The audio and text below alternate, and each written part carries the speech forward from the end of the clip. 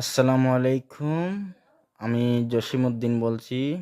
আজ আমি আপনাদের সাথে বাংলাদেশের অর্থনীতি একটি প্রশ্ন নিয়ে আলোচনা করব। আশা করি সবাই ভালো আছেন। আল্লাহর রহমতে আমিও ভালো আছি। শুরু করছি আজকের ক্লাস। আজকের প্রশ্নটি হচ্ছে, কৃষির আধুনিকীকরণ বলতে কী বুঝো? ভূমিকা: বর্তমান গণতান্ত্রিক সরকার কৃষি উন্নয়নের জন্য বাস্তবমুখী পদক্ষেপ ও যুগোপযোগী উন্নয়ন কৃষি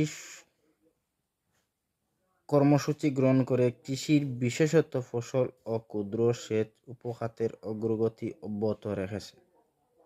সরকারের সার, সেচ ও উচ্চ ফলনশীল গবেষণালব্ধ সমন্বিত প্রযুক্তি সদ্ব্যবহার ও সম্প্রসারণের মাধ্যমে কৃষি খাতে গতিশীলতা আনয়ন করছে। ফলে খাদ্যশস্য উৎপাদনের বাংলাদেশ এই সর্বপ্রথম প্রায় স্বয়ংসম্পূর্ণতার দ্বার প্রান্তে এসে পৌঁছেছে। প্রিয় বন্ধুরা, কৃষির আধুনিকীকরণ। বাংলাদেশে কৃষি প্রধান দেশ। এতদসত্ত্বেও উন্নয়নের জন্য অপরিহার্য কৃষির আধুনিকীকরণ আজও এদেশে সংগঠিত হয়নি। বিশ্বের অনেক দেশে কৃষি আধুনিকীকরণের মাধ্যমে দারুণভাবে সফলতা লাভ করেছে। তাই আমাদের দেশও আধুনিকীকরণের প্রয়োজনীয়তা বোধ করেছে বিধায় এটা সামান্য হলেও প্রসার লাভ করেছে।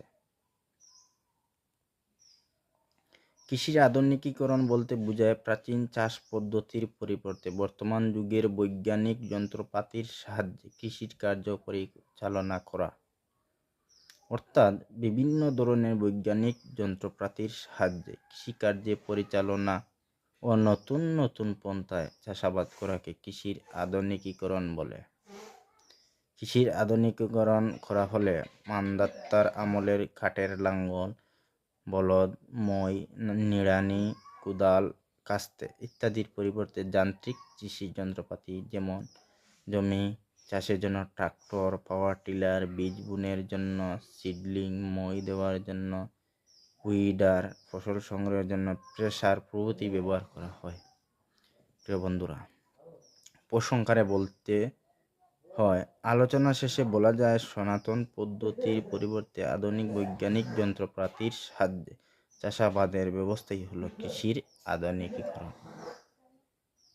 প্রিয় বন্ধুরা, আপনারা সবাই ভালো থাকবেন। আজকের এখানে ক্লাস সমাপ্ত। আপনারা চ্যানেলটি সাবস্ক্রাইব করবেন এবং শেয়ার করে বন্ধুদেরকে জানিয়ে দিবেন। সবাইকে ধন্যবাদ। আসসালামু আলাইকুম রহমতুল্লাহ।